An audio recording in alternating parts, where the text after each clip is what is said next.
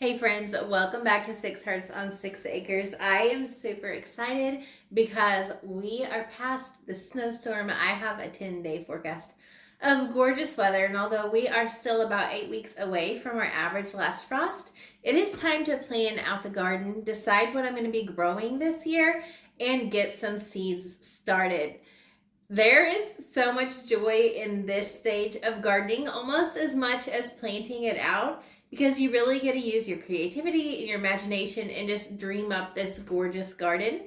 And then your hard work is what puts this into fruition, along with, of course, God having grace on your garden, because we know that we plant the seeds and He gives the increase. So, today I'm going to sit down. I have my stack of magazines. I already put in a small seed order this year, and I don't think I'm going to order any more, but I like to just flip through them and make sure that I don't need anything else.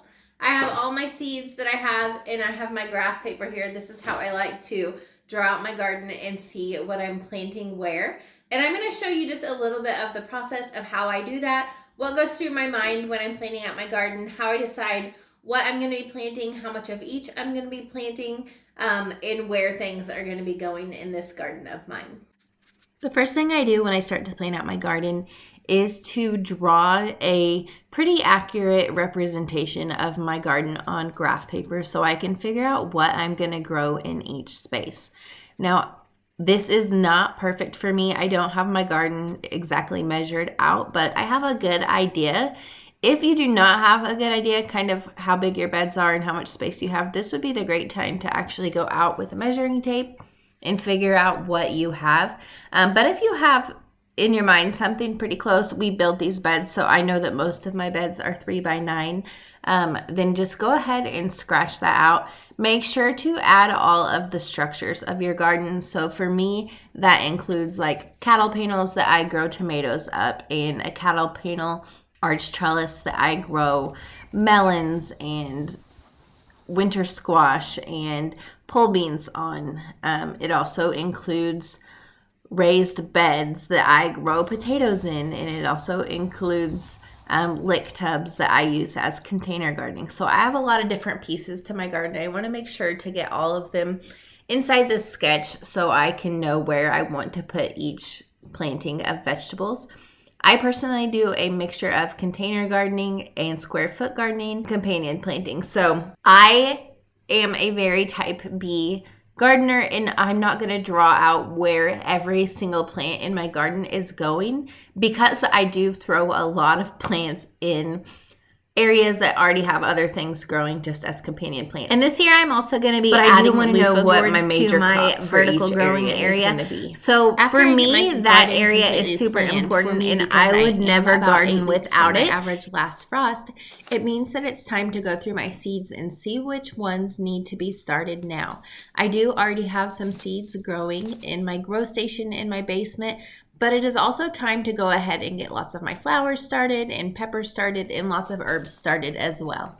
An important part of planning your garden is making sure that your plants are the correct size to go into the garden at the right time. And so you do need to make sure and get them started on time if you're starting by seed. So I came down here ready to get some seeds going, but I noticed while I was down here that some of my plants, my broccolis and cauliflowers and cabbages, are ready to be up potted into a bigger container. Another part of planting your garden is making sure that your plants are ready to go out in time, and this is part of it. So I like to start my seedlings in these just little flexible plastic pots. I throw a couple seeds in there. This one has 2. When I start seeing roots on the outside and roots coming out of the bottom, that is the perfect time for me to put these into their own individual container. These ones I got off of, if I can get them apart, Amazon last year. They have held up really well. They are solid, but they're also super flexible, which makes it very easy to get your plants out of them when it's time to plant. And so I'm just going to separate these and get them individually potted up. Now this isn't a whole lot bigger than this, but you can see there's quite a bit more room for root growth. But as far as like how wide it is, they're really close to the same.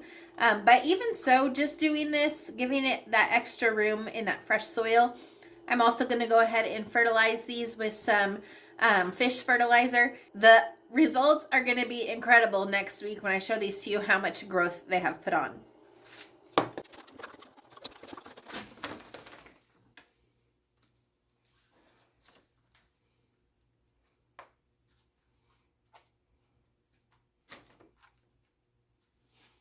First things first, when I am transplanting these into the different cups, I'm going to be careful to label them correctly. In the past, I have not done a good job of keeping track of what varieties I'm growing, and I really want to know what is growing best in my garden. So I'm going to be super careful and make sure and get every single plant labeled, and then keep those labels with the plants as they move from here into my garden, so I know what is really growing well and thriving in my area and what is not.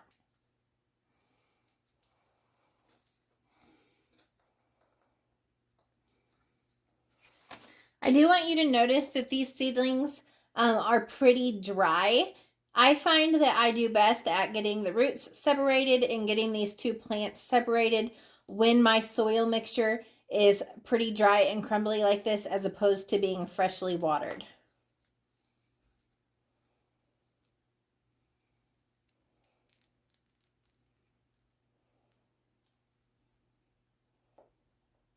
Both of these plants have excellent root systems and are going to transplant really well.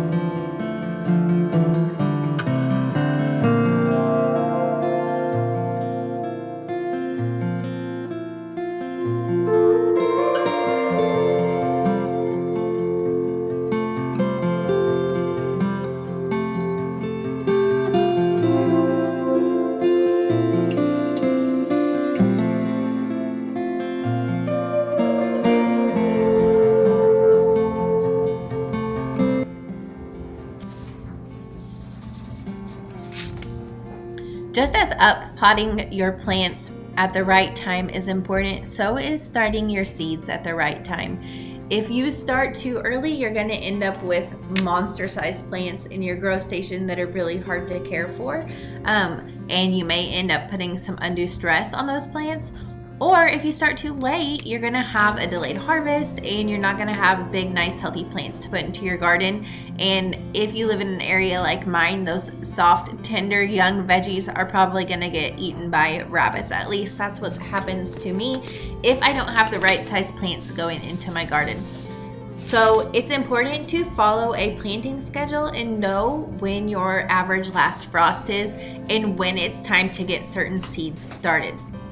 Now, I hear a lot of people ask what zone I'm in regarding when to start seeds, and that is not important. What zone you are in determines what perennial plants you can grow, not when it's time to start your seeds. That is based on your average last frost.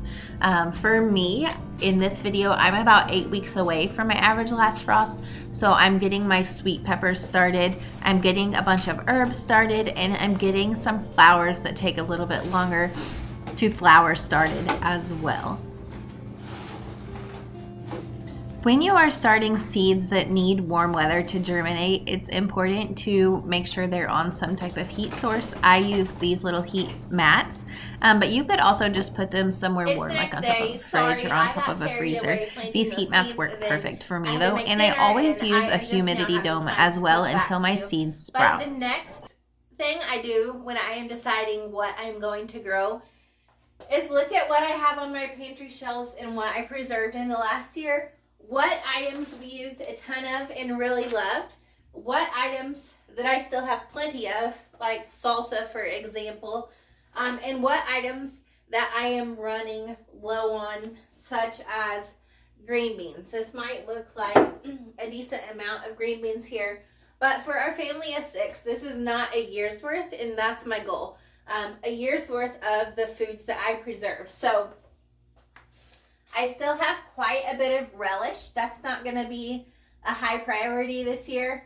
I am running low on like sloppy Joe sauce, and I know that I'm running low on enchilada sauce.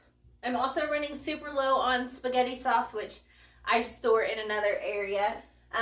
But I just take a quick inventory of what I have and think about what items my family really uses and what items that I want to make my own to have here on my shelf. I think sometimes we can get caught up in whole ingredient items that we want to can and preserve, such as green beans or diced tomatoes, and kind of forget about the ingredients that you need to make other items. So for us, we absolutely loved this peach salsa. It had a ton of cilantro and onion and red bell pepper in it. So items like that you don't necessarily think of canning, like onions and bell peppers, is important to make sure that you have plenty of as well, because they do play a part in a lot of my canning.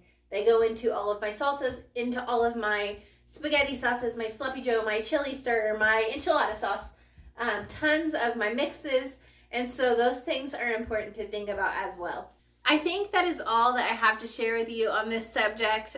So we have talked about what seeds we already have and what seeds we still want to order. We've talked about what kind of foods are important to our family to grow, what space that we have for growing those fruits and vegetables, whether that space be vertical space or in-ground beds or raised beds. We have talked about where to plant things in your garden.